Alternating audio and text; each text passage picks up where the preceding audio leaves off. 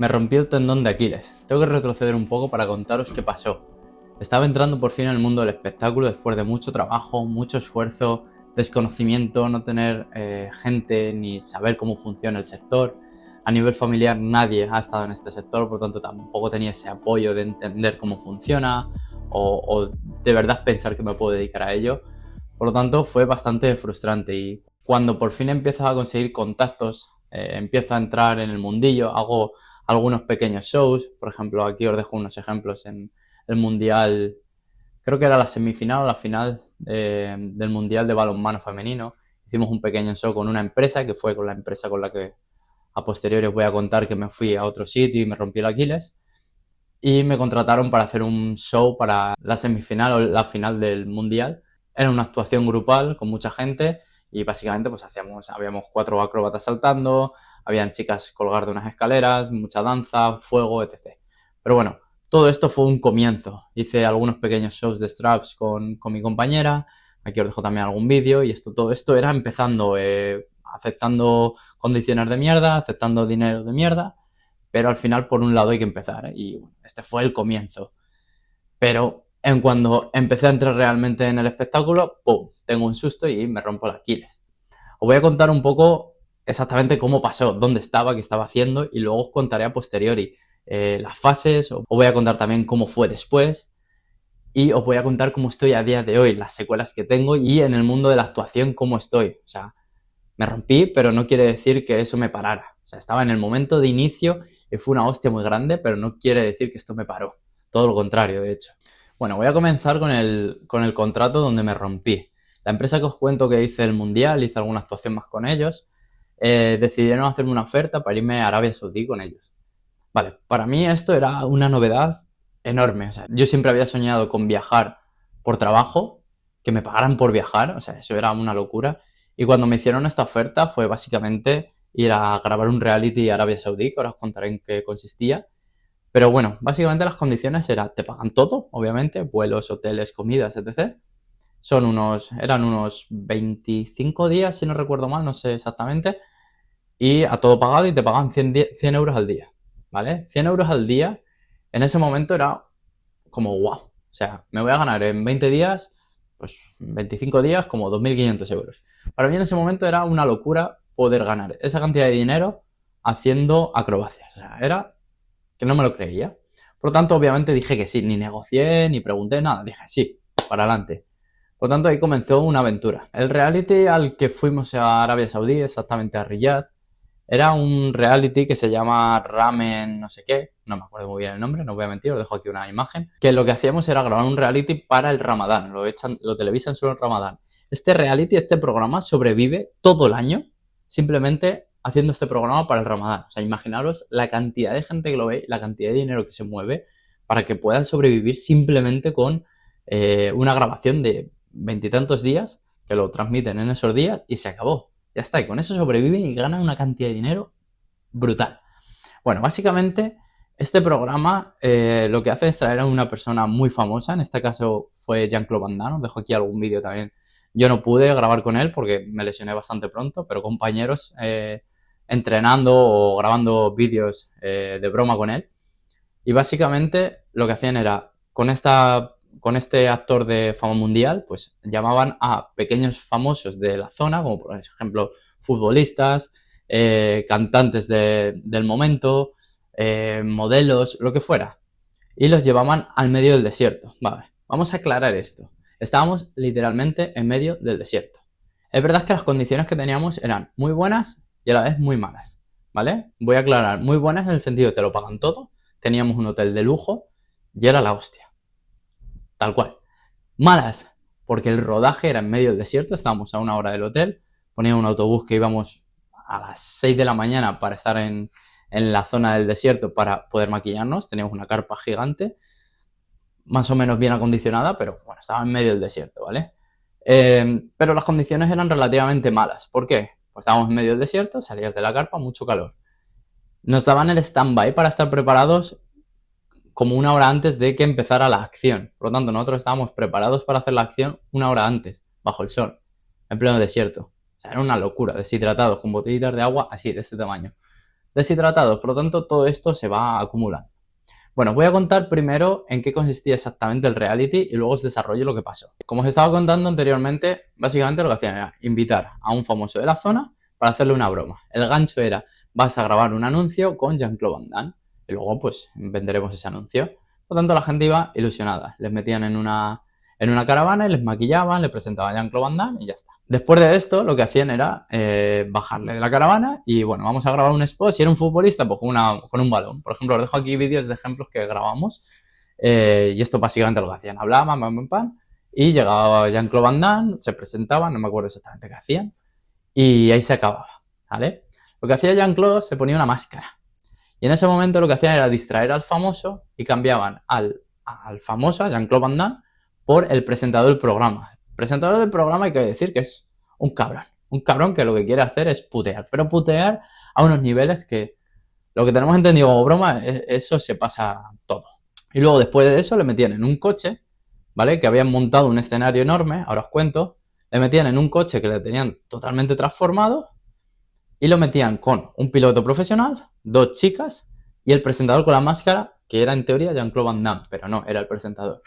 Bueno, básicamente lo que habían hecho en medio del desierto era crear un circuito gigante en el que iban coches que habían transformado a modo Mad Max, como en el desierto, destrozados, pero eran cochazos, Mustang, Chevrolet, cochazos.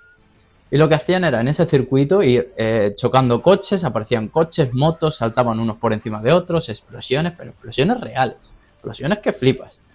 Luego estábamos nosotros como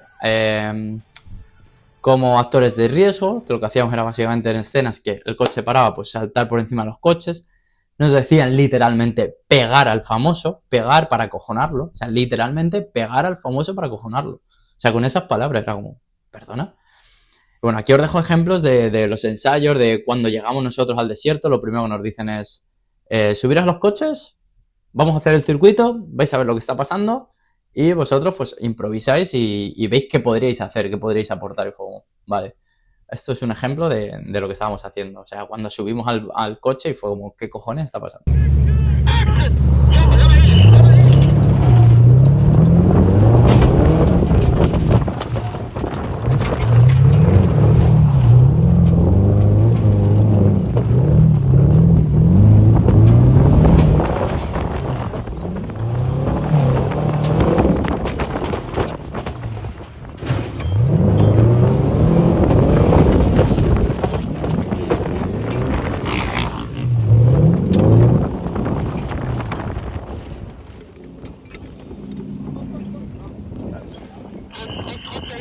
Motor Golf.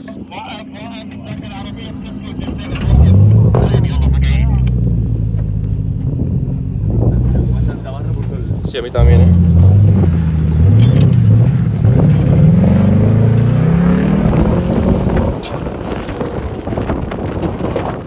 Luego, por ejemplo, no había ninguna medida de seguridad. Antes de comenzar a contaros lo que hacía exactamente el circuito, no había ninguna medida de seguridad. O sea, el presentador lo que quería es que el famoso se acojonara y que pasara mal, que lo pasara jodidamente mal, ya está. Porque ahí como lo que vende es que la gente se ría de lo que está pasando. Les daba igual la seguridad que tuviera la gente. O sea, eso era acojonar. Bueno, el circuito estaba lleno de bombas, lleno de explosiones, lleno de todo. Y al final lo que habían construido, imaginaos la pasta que había, o sea, había un avión destruido, había un autobús de colegio destruido, o sea, la pasta que había en ese sitio era una locura. Pero al final del circuito lo que habían construido era una especie de precipicio con un puente hidráulico que cuando ponían un coche aquí lo inclinaban y abajo habían construido un lago gigante, habían metido un cocodrilo de mentira, pero que daba todo el pego, ¿eh? Al principio yo me creía que era de verdad. Bueno, básicamente lo que hacían era, pues, metían al famoso en el coche, se pensaban que seguía siendo Jean-Claude Van Damme, pero era el presentador. Y empezaba la escena. Él no sabía que le iban a meter en un circuito, pues, como os digo, con explosiones, que saltaban gente por encima, motos por encima, coches chocando, eso era una puta locura. Y encima, para añadir, que esto es algo que odiaba verlo todos los días, por ejemplo, el presentador se subía con una bolsa y en la bolsa tenía una serpiente, literalmente una serpiente. Cada día tenían que usar una serpiente porque de tanto choque, de tanto movimiento, aplastaban a la serpiente. La sacaba para acojonar al famoso, pero claro, de tanto choque al final aplastaban a la serpiente y veías la sangre. O sea, veías que cada día tenía una serpiente nueva. O sea, eso era acojonante. O sea, yo eso lo odiaba. Cada día veía una puta serpiente nueva. Pero bueno.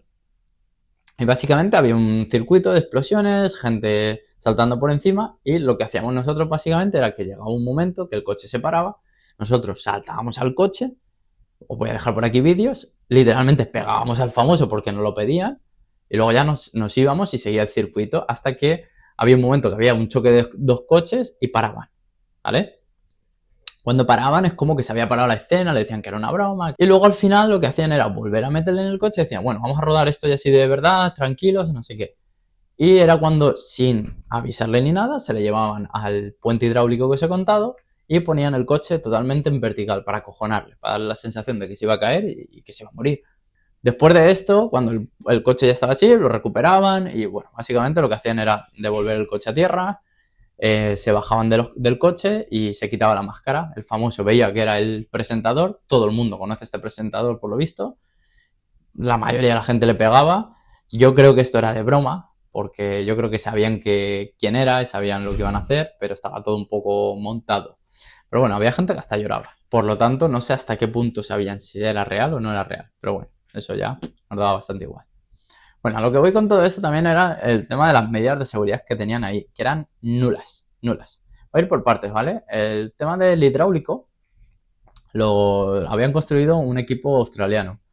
Y el equipo australiano, el día antes de empezar el primer rodaje, decidió irse. Les ofrecieron más pasta y dijeron que no. Decidieron irse. ¿Por qué? Básicamente porque les daba igual. Lo que querían era que acojonara. Por ejemplo, el equipo técnico estaban diciendo que no era seguro, porque lo que hacían era meter el coche en la rampa del puente y por debajo enganchaban dos ganchos al chasis y así al ponerlo en vertical el coche no se caía, básicamente. Pero estaba dando muchos problemas y no se enganchaban bien, a veces cuando se ponía en vertical se desenganchaba un gancho. Bueno, el equipo australiano dijo, mira, yo no quiero que en mi conciencia caiga que alguien se va a morir, por lo tanto nos vamos. Pero siguieron para adelante. Con la suerte de que por lo menos el día anterior, en el último ensayo, convencimos de poner un gancho, cuando el coche pasara al puente, poner un gancho por debajo, enganchado a una apisonadora. Por lo tanto, si pasaba que no funcionara, pues que no se cayera. Pues pasó. Pasó que engancharon la apisonadora, llegó a la rampa, el coche se puso en vertical, no se enganchó bien y fue un poquito para abajo. Suerte de que estaba enganchada la apisonadora. Si no, las 5 personas, famoso, conductor, el presentador y las 2 chicas que iban detrás gritando, que estaban solo para gritar. De hecho, contrataron a otras, echaron a esas y contrataron a otras a los días porque no gritaban suficiente, imaginaos. Y gracias a eso no hubo una catástrofe ahí. Pero bueno, eso por un lado. Por otro lado, tuvimos un lesionado el primer día en escena. ¿Por qué? Porque había una escena que uno de los acróbatas saltaba de un coche a otro en marcha mientras iban chocando. No se calculó bien, el chico no saltó bien, saltó y se cayó al suelo. Con la mala suerte de que el coche del famoso iba detrás. ¿Qué pasa? Que hubo mala suerte de eso, pero hubo buena suerte, porque por lógica él cayó así y habría caído con la cabeza aquí. ¿Vale? Pues no sé cómo lo hizo, pero cayó con la cabeza aquí. Y el coche le pasó por la cadera, donde supuestamente debería haber estado la cabeza. Suerte le partió la cadera, no la cabeza. Perdimos a este compañero que se lo llevaron al hospital y a una compañera para estar con él en el hospital, ¿vale? Para tener en cuenta que habíamos perdido ya 2 personas del equipo. Bueno, van pasando los días, vamos rodando. Como os digo, las condiciones, pues mucha deshidratación, muchas horas esperando a que nos den el stand-by para empezar. Estamos esperando y no aparece la acción. Pero claro, esto es un reality, esto era una toma y lo que pasara en la toma es lo que había. Por lo tanto, si nosotros estamos en la otra punta del terreno, que era muy lejos, no había visibilidad, nosotros estamos con walkie diciendo vamos a empezar, pero claro, si te dicen vamos a empezar y nunca llegan, no es nuestra decisión. Por lo tanto, la situación no es que fuera la mejor, la comida no es que fuera la mejor, mucho frito, mucho comida, podéis imaginaros. Bueno, la cuestión con todo esto, en el backstage nosotros lo que hacíamos cuando teníamos un tiempo libre, que era bastante, era entrenar. Los acróbatas, pues nos poníamos a saltar entre nosotros, os dejo aquí vídeos con los compañeros saltando, hacíamos acrobacias, tal, pues intentábamos pasárnoslo bien. Pues bueno, con la mala suerte de que haciendo una acrobacia que he hecho 1000 veces, pues, como os digo, llevamos ya rato saltando y le digo a un compañero, mira, voy a dar un salto bueno. y hice una rondada, literalmente rondada, caigo con el pie, y a la que voy a salir de la rondada, a la que caigo de la rondada, noto, y ya sabía que había pasado algo. Pero con la potencia que llevaba, obviamente era mejor tirar el mortal, por lo tanto tiré el mortal, pero en el aire yo ya sabía que había pasado algo. Por lo tanto, a la que aterricé todo con la pierna derecha, la buena, y la izquierda pues fue como, ¿qué ha pasado? Me fui al suelo directamente y toqué el Aquiles y no había Aquiles. Yo por intentar pensar que no había pasado nada, dije, se ha metido para adentro. Absurdez.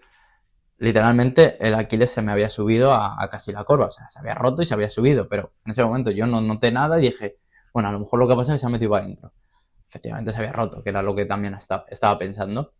Bueno, al ser una producción tan grande, teníamos varias ambulancias allí y me vino uno de la ambulancia. Es importante ahora que vayamos viendo la cantidad de médicos que voy diciendo que me ven, ¿vale? Porque cuando llegue al que definitivamente me dicen, me tienen que operar, pasan unos cuantos.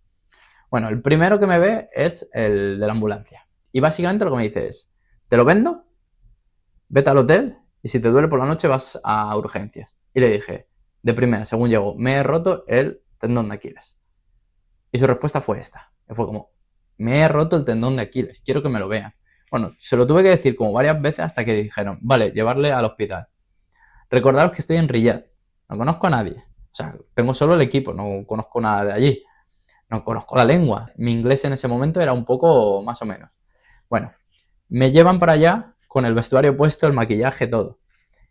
Y digo que si se puede venir alguien de mi equipo conmigo. Pero como ya habíamos perdido dos, dijeron, no podemos perder a otra persona. Por lo tanto, me llevan en ambulancia solo, con los dos de la ambulancia, sin saber quién viene del equipo conmigo. Imaginad mi incertidumbre en la ambulancia, yendo a un hospital en Riyadh, sin saber, sin tener ni idea de dónde voy. O sea, yo estaba acojonado. Bueno, por suerte llegó a un hospital, y era un hospital de lujo de la hostia, no vamos a mentir, pero era un hospital al que llegas y lo que quieren es que pagues. Por lo tanto, lo primero que dijeron es, paga y luego te hacemos las pruebas. Y fue como, perdona.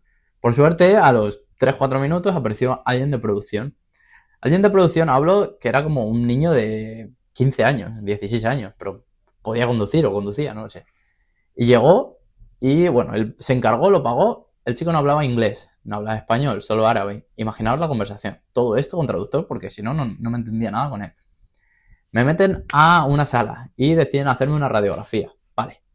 Aclarar, radiografía está muy bien para ver que no hay daño óseo, no hay otros daños colaterales, pero no sirve para ver que un tendón, un Aquiles, está roto. Por lo tanto, me hace una radiografía y se acabó, me lo tocan y me dicen, no está roto. Me ponen una especie de venda y una especie de botita acolchada. Voy a buscar alguna foto para que la veáis. Y literalmente me dicen, vete andando. Y fue como, no puedo andar, tengo el Aquiles roto. No está roto. No puedo andar. O sea, no podía andar, me querían que me fuera andando. Y le dije al chico de producción, al que no entendía nada, que necesitaba unas muletas porque no puedo andar. Bueno, el chico al final, preocupado, no sé cómo, me consiguió unas muletas y nos fuimos con las muletas.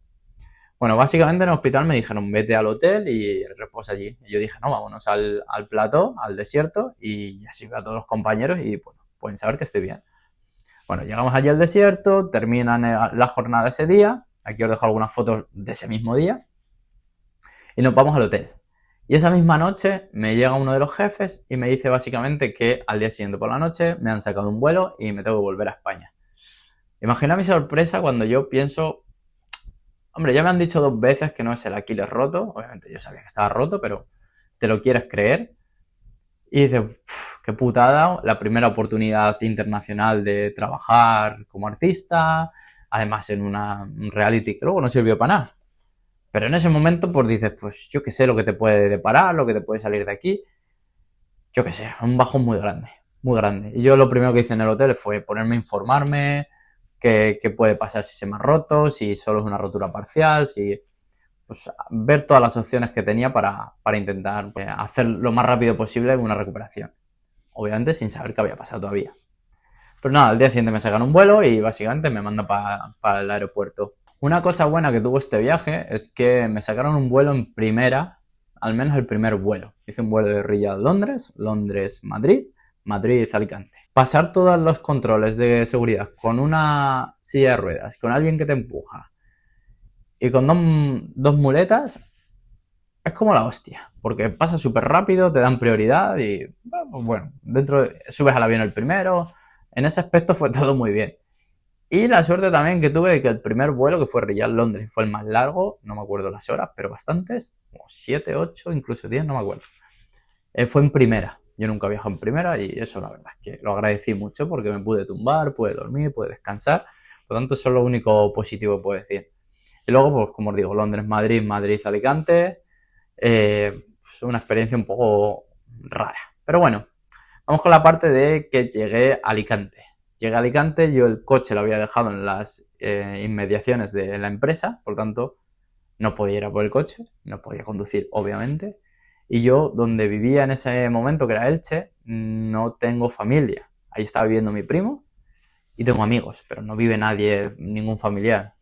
O sea, más de mi primo. Por lo tanto, fue como, puta, ¿y ahora qué hago? Tengo que empezar a buscar gente que me ayude. Y bueno, por suerte mi amiga vino a recogerme con el coche y como yo tengo un seguro privado, con este tipo de trabajo es importante tener un seguro privado porque en cualquier momento te puede pasar algo y a día de hoy la seguridad social no es que funcione muy rápida, por lo tanto, sé que el seguro de la empresa me habría cubierto todo, pero me pasaron dos cosas. Una, ignorancia de que no sabía cómo funcionaba esto, es la primera vez que estaba haciendo algo así, y no fui por el seguro de la empresa. ¿Qué pasa? Que todo el tiempo que estuve lesionado nadie me pagó nada. Me pagaron el contrato completo, aunque me vine a los 10 días, en verdad a los 25, me pagaron el contrato completo, pero con la putada de que todos los meses que no pude trabajar o entrenar o lo que fuera, no me pagaron nada. Pero eso fue ignorancia de saber cómo funciona este sector. Y luego, por otro lado, que eso sí que fue aposta, es por hacerlo todo más rápido. Porque sí que es verdad que si voy por una aseguradora de la empresa, que no sé qué, no sé cuánto, habría sido todo mucho más lento hasta que me operaron. Sin embargo, al ir por mi privado, fui a aterrizar y directamente al hospital.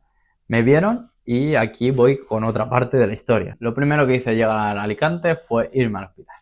Llego al hospital, voy al privado, a urgencias.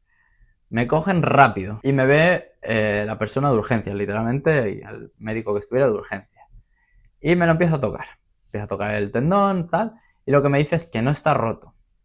Importante, tercera persona, tercer profesional que me lo ve. Que no está roto. Me lo toca y dice, va a ser una esguince muy gorda, quizá de tercer grado, pero no está roto. Te lo empiezas a creer. Me hacen pruebas de nuevo, radiografías, palpar, poco más. Cosas que no te pueden ver. Y resulta que por suerte o por desgracia había un traumatólogo de urgencias también, que era un especialista de estas cosas. También me lo toca, me lo palpa, pero este tío me hizo un daño, me lo apretó, de verdad es que me hizo daño, que le dije, me estás haciendo daño. O sea, ¿por qué tienes que apretar de esa manera? Te estoy diciendo que está roto, me dices que no. Bueno, aún así me aseguraba que no estaba roto y me seguía tocando y me estaba cagando en todo lo cagable. Un dolor y me dijo, no está roto, no está roto. Y me mandan a hacer una resonancia. La resonancia no es inmediata, ¿vale? Tuve que esperar como 3 días o algo así. Voy a hacerme la resonancia y a los 2 días tengo cita con el traumatólogo. No con este, obviamente. Vale, a todo esto ya me han visto 4, ¿vale? 4 profesionales. Más especializados o menos, pero 4 profesionales. Llego al traumatólogo, al quinto. Lo primero que hace antes de mirar la resonancia es el test de Thompson, ¿vale? El test de Thompson, lo dejo por aquí, es un test que simplemente, estando tumbado, te aprietan la zona del gemelo y el pie tiene que reaccionar, ¿vale? Se tiene que mover, básicamente por la conexión que tiene con el Aquiles. El pie no reacciona, por lo tanto, antes de mirar el resultado ya me dice, tienes el tendón roto. Después de 4 profesionales, el quinto me dice, está roto, así, de primera. Me hace los huevos, ¡cluc! Se me suben de corbata y digo, vale, ahora tenemos un problema. Ve el resultado de la resonancia y efectivamente estaba roto. Aquí empieza la odisea, me viene un bajón de la hostia, me voy al suelo. Mi primo estaba afuera, que me llevó en mi coche. Mi primo no conduce muy bien, o sea, le da bastante cosita, por lo tanto, imaginaos el pobre que me estaba haciendo el favor de llevar. Y estaba afuera esperándome. Y salgo y le digo, me van a hospitalizar ahora mismo y me tienen que operar. O sea, nunca me habían operado, nunca había estado en hospital de esa manera. se me cayó el mundo. En ese momento se me cayó el mundo. Y aquí comenzamos con lo que yo he llamado las fases. Las fases desde el quirófano literalmente hasta que empiezas a hacer vida normal. Todas estas fases que tenemos por en medio. Bueno, antes de comenzar con las fases, simplemente hacer un pequeño recordatorio como desde que me lo rompo hasta que el traumatólogo me dice que está roto, han pasado como 6 días más o menos. Y me han visto 5 especialistas. El último es el que me dice que está roto. Imaginaos los 6 días que pasé hasta que me dieron la noticia que está roto. O sea, fue una locura. Las fases básicamente las he dividido en 4. Voy a dejar aquí un vídeo que grabé hace como casi 3 años de las fases. Está un poco actualizado, lo tengo un poco modificado porque estoy añadiendo pues todo lo que pasó antes y todo lo que ha pasado después. Pero bueno, aquí es un poquito también por si queréis echarle un ojo. Tenéis por aquí solo las fases. Por lo tanto, he dividido en 4 fases, que sería la fase del quirófano, la fase hospitalizado, la fase de la escayola, la fase de la bota Walker y la fase de la vida normal o la rehabilitación normal. Bueno, la fase del quirófano al final es sencilla, simplemente te ingresan y al día siguiente me operaron. Fue bastante rápido, fue una cirugía muy limpia, muy sencilla. Te pone epidural. A mí también me preguntaron si querían dormirme, simplemente con, no sé, con una mascarilla, no sé muy bien cómo funciona. Pero me dijeron, ¿quieres que te durmamos o quieres estar despierto? Y yo sinceramente prefería estar dormido, por lo tanto, no es que te duerman 100%, pero te deja atontado. Te deja atontado, pero de cojones. Por lo tanto, estás ahí que no sabes ni dónde estás. Y luego cuando te despiertas, pues parece que te has viajado a Narnia y has vuelto. Lo peor es despertar y no sentir nada de cadera para abajo. La verdad es que esa parte es bastante jodida. Para los que no hayáis tenido una operación nunca, de que os hayan tenido que dormir, epidural o nada, es bastante mierda la sensación. Además, en mi caso no me sentía el pito, por lo tanto, es una putada. Además que al rato te viene un enfermero para decirte bebe mucho agua, te trae una botella de agua, bebe mucho agua porque para expulsar la anestesia tienes que hacer pis. ¿Qué pasa? Que no sientes las piernas, no sientes el pito. Por lo tanto, vale, como meo. Te dan una botella de cartón, literalmente, metes el pito y aprieta como sea. No sabes ni cuándo estás meando, tienes que mirar, porque es que no la sientes. Por lo tanto, me entró el enfermero al rato y me dijo, si no haces pis en, no sé, media hora, te voy a tener que sondar. Fue como, no te preocupes, que voy a hacer pis como sea. Y efectivamente, puse a apretar y al final hice pis. Bueno, básicamente me dejaron un día en observación, ¿vale? Por lo tanto, me operaron por la tarde, no me acuerdo exactamente, no voy a mentir. Me operaron por la mañana tarde y me dejaron toda esa noche en observación. Y ya al día siguiente, como fue todo bien, bueno, aquí os dejo una foto de la herida de cómo se quedó, me mandan para casa. Simplemente lo que te hacen es una férula que te la ponen por delante con el pie en equino. En equino quiere decir como un poco en punta, ¿vale? ¿Para qué? Para que el tendón, la parte de atrás, esté lo más acortado posible y no haya tensión. Básicamente te vas con la férula, te lo vendan y lo que sí que te toca hacer es ir cada 2-3 días para que te lo curen. Es una putada, como os digo, porque yo no tenía familia allí. Por suerte, esa primera semana mis padres decidieron irse de Toledo a Elche, quedarse conmigo en el hospital y luego mi madre se quedó una semana conmigo. Por lo tanto, me podía llevar en mi coche a hacer las curas. La putada es después de eso que pues tuve que ir buscando gente que me ayudara. Ahora iré con ellos, pero básicamente es eso. Te ponen una férula, te lo tapan y cada 2-3 días tienes que ir a curártelo en las siguientes 4 semanas, más o menos.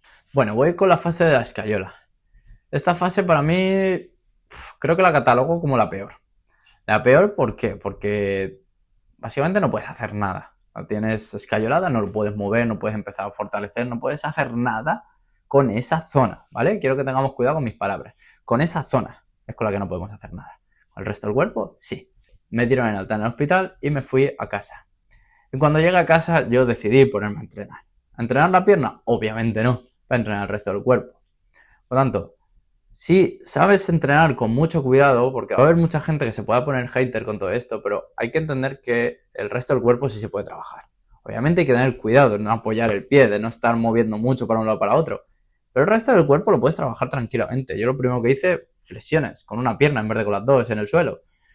Obviamente, yo luego me puse a hacer equilibrios. Equilibrios es algo que tienes que tener control. Si no tienes control, si no eres capaz de estar en dos manos cómodo, obviamente no te puedes hacer eso porque cada vez que te caes tienes mucho riesgo. Yo sé subir y bajar sin ningún problema, hago equilibrios a una mano. Por lo tanto, iba con mucho cuidado, con mucho ojo. Obviamente no iba a los límites, sobre todo cuando me iba a intentar hacer una mano a la izquierda, pues iba con mucho cuidado. Pero, como os digo, si sabes trabajar con cuidado y con pasos, no había ningún problema. De hecho, es mucho mejor, porque si no el cuerpo al final se te aplatana, se te atrofia y el cuerpo lo tienes que mover. Está el cuerpo hecho para moverse. Yo la fase que peor llevé básicamente fue el tener esa parte de mi cuerpo de no poder moverla. Bueno, esta etapa voy a clarificar. El traumatólogo me dio 5 semanas. 5 semanas para mí y para todos los profesionales que estuve viendo a posteriori especializados en esto, en este tipo de lesiones, me dijeron que era mucho tiempo. Pero obviamente es una etapa en la que no te puedes saltar nada, porque al final hasta que el trauma te da el ok de quitarte la escayola y quitarte todo, tampoco puedes hacer mucho. La férula, yo lo pasé bastante mal también con el hecho de que era muy incómoda, me picaba mucho, cada 2x3 tenía que meter papel higiénico, algodón o lo que fuera, para el contacto con la férula con mi pierna. Yo tuve una pierna muy delgada y en ese momento ya era mega delgada porque al no poder trabajar la musculatura adelgaza y pierdes musculatura súper rápido. Y era muy incómodo, muy incómodo. No voy a mentir que me picaba mucho y lo pasé bastante mal, cada 2x3. Además que es una férula que tú te la puedes quitar, porque es quitarte la venda y solo la parte de adelante. Pero claro, al final tienes riesgo de que luego te la pongas mal y... Fue una putada. Yo esa fase, como os digo, para mí fue la que peor llevé. Y como os digo, el traumatólogo me dio 5 semanas para llevarla y yo insistí, pero insistí cada vez que podía escribir un mail o lo que fuera, insistiendo de si podíamos acortarlo para ir un poco más rápido. Pero el problema es que este tipo de traumatólogos son traumatólogos de mentalidad tradicional y no son especializados en este tipo de lesión. Por lo tanto, al final tampoco puedes discutirlo, son personas ya más mayores, no son jóvenes deportistas ni nada de eso. Por lo tanto, esta etapa, como os digo, es la peor en muchos aspectos, pero también es una etapa que te puede ayudar mucho a crecer aquí. Físicamente te limita un montón, pero es que te deja súper jodido. Pero mentalmente te puede ayudar mucho. ¿A qué? A empezar a aprender cosas nuevas, a mantener la mente ocupada. No te puedes mover, no tienes muchas cosas que hacer, por lo tanto, a mí me dio por aprender, edición, por otro lado me empezó a gustar otras cosas en el tema del ordenador, aprender a hacer cosas. Como os digo, es una putada porque no es que tengas un mundo enorme, pero estamos en una etapa de la vida, en una época en la que es muy fácil con ordenador hacer muchas cosas. Por lo tanto, es algo que hay que aprovechar y como os digo, yo aproveché a aprender temas de edición que a futuro me vino muy bien. Uno, por ejemplo, todo el material que nosotros movemos, cómo conseguimos trabajo, es al final enviando vídeos, creando vídeos buenos de nosotros mismos cuando estamos actuando y enviándoselo a empresas. Por lo tanto, aprendí de cómo filmar vídeos y cómo editarlos. Vídeos, fotos, todo. Por lo tanto, fue una etapa en la que pues, yo intenté aprovecharla y desarrollarme en otros aspectos que no fueran solo físicos. Como os digo, hay mucha gente que pasa una lesión y se viene abajo y se acabó, no hace nada más con su vida. Pero si aprendes a guiar de diferentes maneras, puede ser muy útil este momento. Otra cosa que me pasó en este momento es, y esto creo que fue lo peor de todo, es el empezar a estar moviendo mi material, que no tenía mucho, no tenía casi material, pero el poco material que estaba moviendo, que me llamaran de algunos sitios y tener que explicar mi situación. Me llamaron de una empresa en Ibiza para trabajar todo el verano. Y ahora os voy a contar que para mí esa experiencia y esa oportunidad era una locura cuando lo vi. Ahora lo veo como profesional, que llevo muchos años ya haciendo esto. Y era reírse de mí. Pero claro, eso pasa mucho. Eso haré otro vídeo para toda la gente que esté entrando en el mundo del artisteo. Que no se deje tomar el pelo por empresas que ofrecen mierda, porque hay muchísimas empresas que ofrecen mierda y se ríen de ti. Aunque no seas bueno, aunque estés empezando, al final tienes un riesgo muy grande con lo que haces, con lo que hacemos como acrobatas para estar aceptando mierda. Pero bueno, básicamente lo que me ofrecieron en esa empresa fueron 2.000 euros al mes, trabajando 7 días a la semana, todos los días básicamente, en diferentes hoteles, todo el verano. O sea, iba a ser una matada. Pero a mí en ese momento 2.000 euros al mes era una locura, era como wow, ¿sabes? Nunca había ganado de eso, era como, ¡buah! Y fue una depresión que te cagas. Pero claro, yo era sincero y decía, bueno, tengo la Aquiles así, esto era en marzo, la temporada empieza en mayo, en 2 meses. No voy a estar. En ese momento voy a estar terminando con la bota Walker, por lo tanto no voy a estar. Y claro, ahí me decían que entonces nada. ¿Qué pasa? Que tuve mucha suerte, que también en esa misma época recibí una oferta de un circo muy pequeñito que estaba empezando, era su primera vez, una carpa pequeñita, que ahora uno de los jefes es uno de mis mejores amigos, se lo debo todo en ese aspecto, que dijo, bueno, nosotros empezamos a final de junio, creo que para esa época más o menos vas a poder llegar, a lo mejor vas a llegar un poco cojo, pero él decía que le valía, que lo veía bien y me ofreció no mucho más de lo que os he dicho antes en la otra empresa, pero trabajando un poquito menos y en circo. O sea, para mí fue una oportunidad que dije, ¡buah! Sí, de cabeza. Y para mí que estaba empezando, era la primera vez, lo vi todo súper bien, súper bien y dije, para adelante. Y eso me tranquilizó mucho, pero a la vez me dio mucha presión. ¿Presión de qué? Presión de llegar a tiempo a poder trabajar. Porque si no, si llegaba junio y no era capaz de llegar con la pierna ready, era una putada. Pero bueno, esto me dio una motivación que la estaba perdiendo con todo, con estar con la escayola, ver que no avanzaba esas 5 semanas porque no avanzas, recibir llamadas y tener que contar y decir que no a las primeras veces que iba a poder dedicarme a esto. Como os he dicho antes, nadie me estaba pagando por mi lesión, por lo tanto estaba sin ganar dinero, era todo mucha presión, era como, ¡buah! ¡Qué putada todo! Bueno, durante esas 5 semanas, como os digo, cada 2-3 días tienes que ir a hacerte curas. Yo mi putada era que no tenía quien me llevara, por lo tanto, pues, a veces tenía a mi primo, a veces llamaba a algún amigo y, bueno, era una odisea para cada 2-3 días. Lo bueno que según van pasando las semanas, tienes que ir pues, a lo mejor en vez de cada 2-3, vas cada 3-4, luego 4-5. Por lo tanto, no tienes que ir tan seguido porque la herida está curando. Es una etapa también que tienes que tener mucho cuidado con los sustos. Yo, por ejemplo, tuve un susto de estar, fui a hacerme el láser y al terminar la sesión, pues me apoyé en un sillón, en el brazo del sillón. Con la mala suerte de que el sillón era muy ligero y se inclinó. Y me acojoné, pues esto de que acto reflejo y puse el pie. Me acojoné. De hecho, fui a urgencias ese día porque es verdad que no me hice mucho daño, pero me acojoné tanto, fui a urgencias, me dijeron que estaba todo bien, pero yo estaba acojonado por si se había vuelto a romper.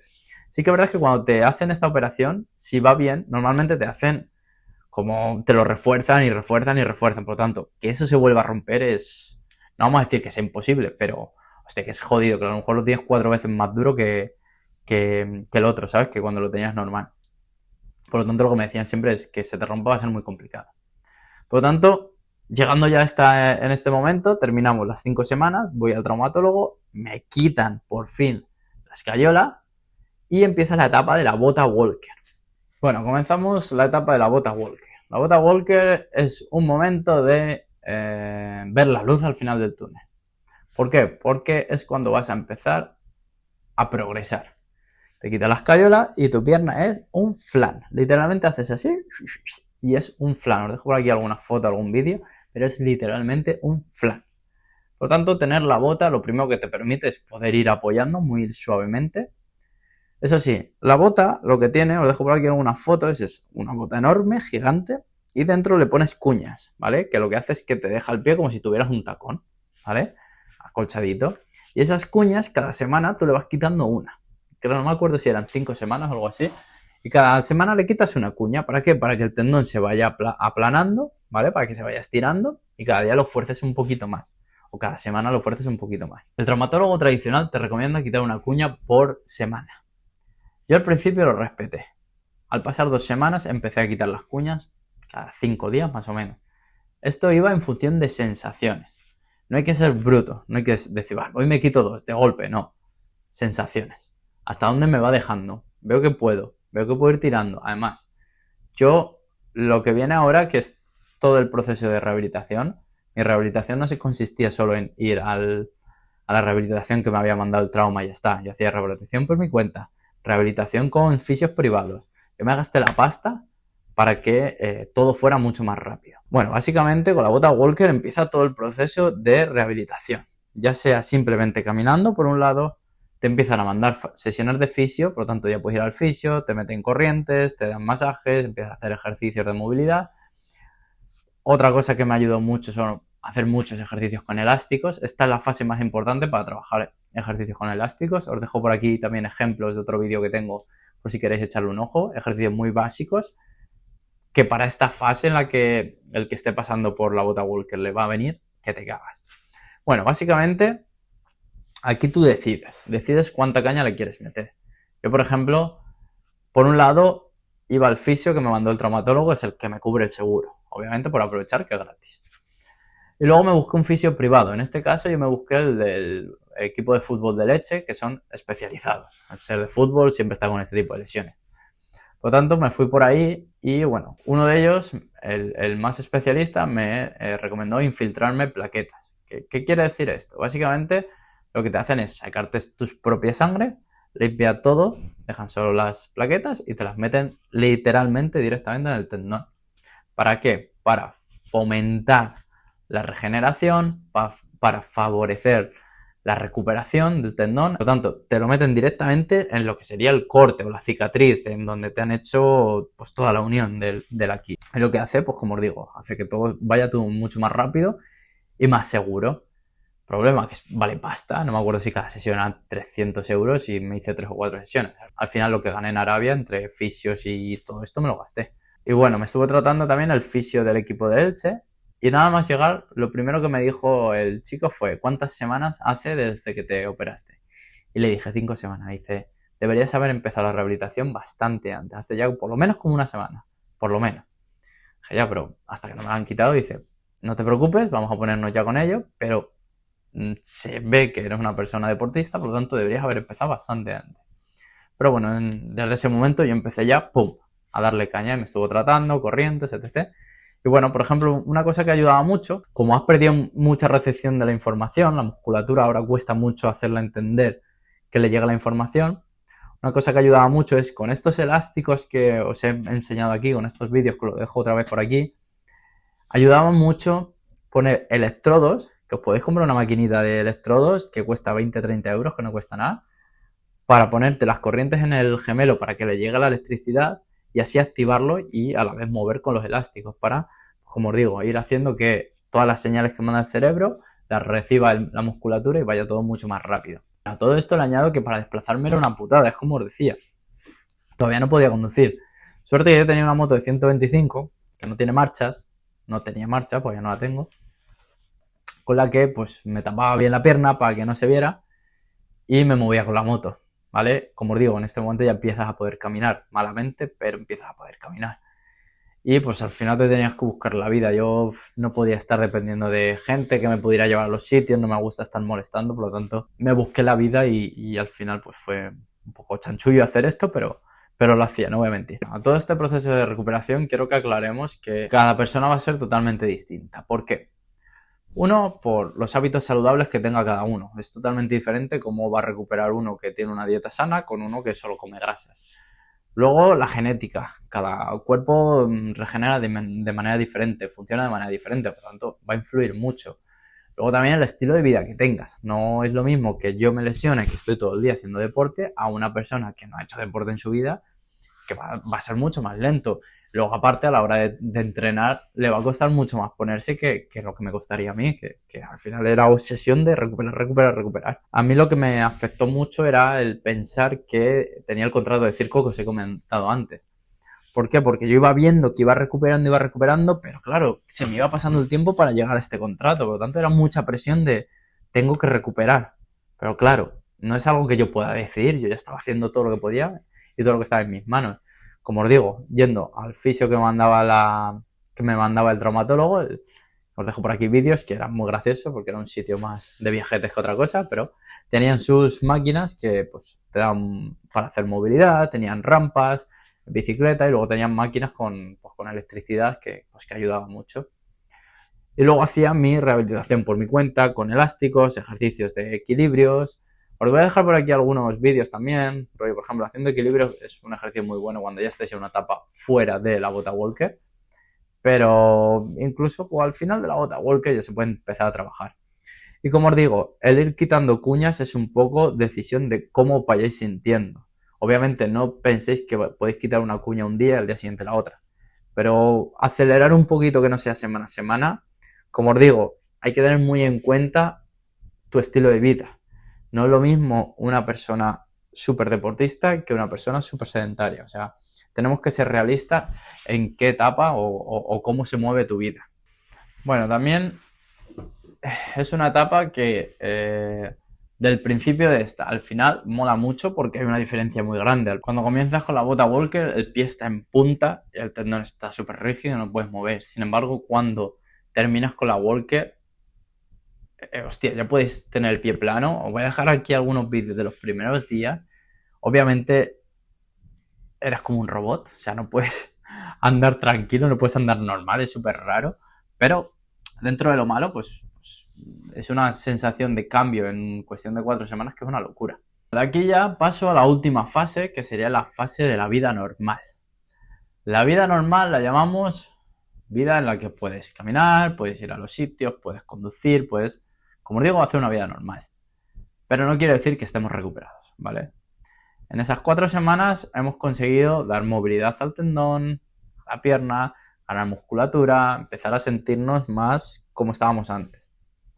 Pero de ahí a estar como estábamos antes, hay un camino todavía muy largo. ¿Por qué? Porque simplemente nos hemos quitado la Walker. El Aquiles está súper tenso. Yo, por ejemplo, tengo, incluso a día de hoy, todavía tengo muchas secuelas en el talón. A la hora del caminar, pues ha cambiado tu pisada, ha cambiado todo y las molestias en el talón pues se acentúan mucho. Ahora empieza un proceso en el que ya la rehabilitación no se ha acabado para nada, se ha quitado la bota Walker, pero la rehabilitación no se ha acabado para nada. Y es cuando incluso diría que habría que meterle más caña. ¿Por qué? Porque es el momento donde tu pierna absorbe y hay que conseguir todo lo que se pueda. No lo he dicho antes todavía, pero lo digo ahora. Tendón de Aquiles básicamente recupera en 6 meses, ¿vale? Desde que te operan hasta que dices está totalmente recuperado, no quiere decir que estés como antes, quiere decir que ya se ha cerrado la herida y ya se va a quedar como está. Obviamente se puede seguir trabajando, pero es cuando más va a absorber todo el trabajo que le des. Es una ventana de 6 meses, ¿vale? En esos 6 meses se absorbe todo. O sea, de recuperación, desde la operación hasta que pasa los 6 meses es cuando tu tendón está absorbiendo todo lo que le des. Por lo tanto, si tú le das mucho trabajo para que antes de que lleguen los 6 meses eso esté recuperado, puede que llegues a los 6 meses y estés incluso mejor. Complicado, pero puede pasar. El problema es ser constante durante 6 meses, ¿vale? Y cuando me quitan la Walker estamos hablando de que habían pasado 2 meses. En 2 meses, como os digo, todavía quedan 4 meses que se puede rehabilitar. Yo el siguiente mes todavía me lo tomé muy en serio, porque todavía me quedaban como 20 días para ir al circo, 20-25 días. Y os dejo vídeos aquí ensayando, ¿vale? Aquí ya tengo el pie que me deja mover, me deja andar, pero sigo muy cojo. ¿Qué pasa? Que en esta etapa todavía estoy con una rehabilitación muy intensa, estoy en casa, por lo tanto puedo rehabilitar, puedo ensayar, puedo entrenar y al final tengo todo el tiempo del mundo para estar recuperando. En esta etapa empecé a meterle trabajos mucho más complejos como fueron equilibrios en situaciones inestables, caminar por la playa, saltar, etc. Pero de nuevo, con mucho control. Hasta que se iba a recuperar. Pero ¿qué pasó? Que se me iba echando tiempo encima y llegué al circo. Llegué el momento en el que llegué al circo. Llegué al circo y todavía estaba muy cojo. Habían pasado 3 meses y medio y estaba muy cojo. Y yo estaba acojonado porque pensaba que iba a llegar un poquito mejor, pero a ver, había que ser realista. Habían pasado 3 meses y medio. He dicho que la ventana son 6 meses. 3 meses y medio al final es un poco más de la mitad. Por lo tanto, había que ser realista que todavía quedaba mucho para estar recuperado. Por lo tanto, llegué al circo bastante cojo, caminar, intentaba disimular, pero obviamente estás cojo, no puedes disimular una cojera. Y lo que fui a hacer al circo básicamente fue un número de equilibrios en sillas y un número de aéreos. El número de equilibrios en sillas no me afectaba muchísimo, pero sí que es verdad que tenía que caminar y, por ejemplo, yo no había hecho nunca circo, nunca había estado en un escenario de esa manera, por lo tanto tenía cero soltura. Ahora mismo sería totalmente diferente. Pero tenía cero soltura, por lo tanto, imaginaos, cero soltura y encima tener el pie así. O sea, era como un robot. Y la parte a lo mejor un poquito de coreografiar algo era horrible, porque parecía un robot. Pero claro, se me añadía todo, se me juntaba todo. Y al final, pues tampoco se podía disimular eso. Y luego la parte de los aéreos, que sí que es verdad que cuando estaba en el aire no me afectaba, de nuevo, estaba empezando, era muy beginner, haciendo un número de straps yo solo, que requieren mucha fuerza y mucha técnica, cosa que no tenía todavía. Y claro, yo me llevaba muchos sustos con lesiones, porque no era perfecto lo que hacía y me sobrecargaba mucho. Pero la peor parte a nivel de Aquiles que tenía cuando hacía aéreos era el volar. Cuando tenía que aterrizar era horrible, porque claro, podéis que aterrizar, no es que sean aterrizajes súper suaves, por lo tanto tienes que saber correr, tienes que saber cuándo vas a llegar al suelo.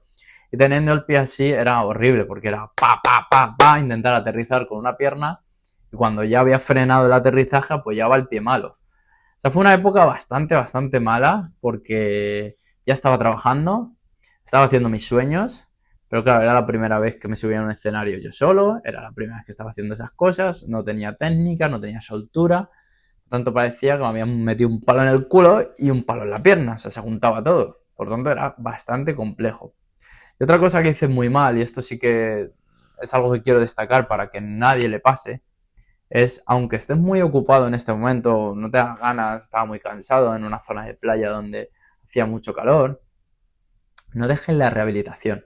No paréis de rehabilitar al menos los 6 meses, porque luego vais a tener secuelas. Yo, a partir de los 4 meses, empecé a hacer así, cuesta abajo con la rehabilitación, porque estaba mucho con el tema del circo, y me arrepiento mucho. Arrepiento mucho, estoy hablando después de... ¿Cuánto pasó esto? Hace 5 años, 4 o 5 años, y me arrepiento mucho no haber metido más caña hasta el final. Todo el trabajo que hice fue la hostia hasta esos 4 meses. Y me arrepiento mucho porque a día de hoy tengo muchas secuelas. Os dejo por aquí vídeos de que secuelas que ya he subido, ¿vale? He subido varios vídeos sobre las secuelas de no haber trabajado hasta el final. Pero bueno, aquí también podéis ver en estos vídeos cosas que me han pasado al final, secuelas que de no haber trabajado hasta el final y a día de hoy pues las estoy sufriendo. En este vídeo también os quiero contar cómo me metí en el mundo artístico. Después de esto conseguí entrar en el mundo artístico y ya fue un no parar, ¿vale? Esto va a ser un resumen muy rápido porque, bueno, en mis redes sociales, os dejo por aquí también mi Instagram, podéis ver pues todo lo que hago. Pero básicamente, al terminar ese circo, fue empalmar uno tras otro y después de eso seguí con ese circo 2 temporadas más. Hice muchos teatros, he hecho orquestas en Galicia, en España. Estoy en cruceros, ahora mismo estoy en la zona de Bahamas en un crucero.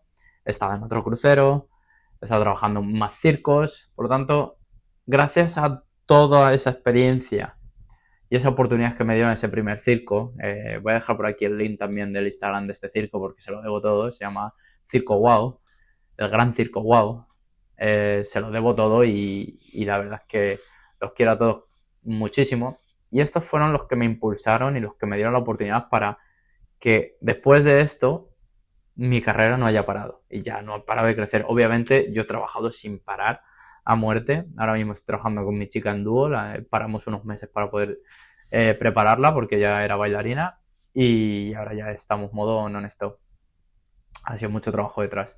Pero a todo lo que voy con el tema del Aquiles es el no haberme enfocado estos 2 últimos meses. Me ha puteado mucho en toda esta vida que he conseguido hacer de artista, porque muchas veces me han pedido alguna acrobacia en el suelo, ya no hacer un número en el suelo, alguna acrobacia, algún mortal o algo, y no voy a mentir que yo desde que me lesioné, si es en el suelo, no salto. No salto porque me da miedo, porque no quiero arriesgarme, tengo la técnica y podría hacerlo, porque es verdad que cuando pillo un air track sí que hago saltos, porque no me da miedo, es blandito, rebota, pero desde entonces decidí que nunca más. Por lo tanto, el no haber terminado todo eso me ha perjudicado no a un nivel enorme, pero sí a un nivel de decir, joder, no puedo trabajar o aportar todo lo que sería capaz de aportar. Os digo, es la putada de no haber terminado hasta el final. Ahora, a día de hoy en mi trabajo, no es que me limite a no poder hacerlo, pero me fastidian muchas cosas que me gustaría aportar a los shows y sé que subiría mi caché, pero no puedo hacerlo básicamente porque no puedo arriesgar a volver a romperme o no puedo hacer las cosas con miedo básicamente. Y luego aparte en el día a día. En el día a día, como os digo, en los vídeos que os dejo por aquí podéis ver también secuelas de molestias, no poder trabajar correctamente, tener una pierna más delgada que la otra, tener mucho complejo en el sentido de que se me ha quedado la pierna muy delgada. Pero bueno, al final son cosas que son así y es lo que hay. Pero bueno, os animo también a ver un reto que voy a comenzar. Probablemente cuando publique este vídeo ya lo habré comenzado, pero no sé si lo habré publicado.